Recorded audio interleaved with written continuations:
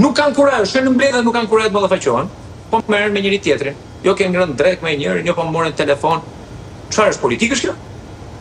Thashë them. Politika ka qëndrime. Çfarë qëndrimi ka? Secili për atyre që mblidhet në këto takime kinemare ku mblidhen. Për kryetarokracinë. Dhe çfarë qëndrimi ka pasur për kryetarokracinë? Kjo është një tezë që unë kam mbajtur gjatë që më interesin tim politike deri më sot. Çfarë qëndrimi kanë këta për mungesën e hapësirës demokratike? Si e mendojnë të jetë ndryshe dhe të jetë demokratike partia që sot është personale? Po këta nuk e thonë asgjë është personale. Ta thonë që po të shiqeni çik me i shqafët Flamur Noka, jo Flamur Noka bën mirë punën e tij se për atë punë është vend. Po ju po thoni merruni me Sali Berisha dhe mos u merrni me Flamur Nokën, po do të bësh betejë në Partinë Demokratike.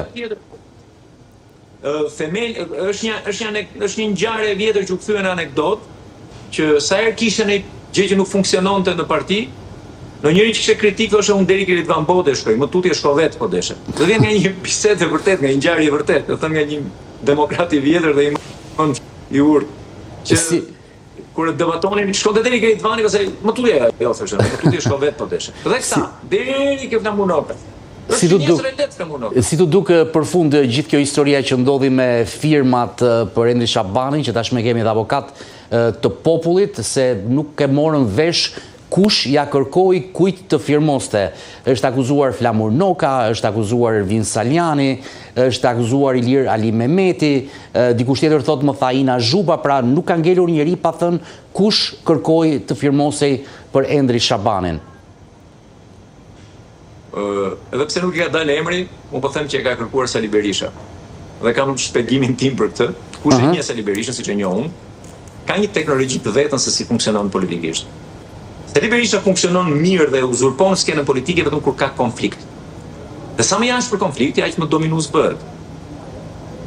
Sa herë ka pas momente detante politike me palën tjetër me PS-n, se ata është ndarë gjithmonë pushteti, ai është ngjerë ngushtë. Ka marrë një përfitim që është dashur për momentin, por pastaj është tërhequr për të shpadur menjëherë luftën finale. Dhe ati nuk i interesonte të jepte provën që në Shqipëri ka një demokraci të deformuar, të brish, por ka një demokraci ku palët bashkëjetojnë.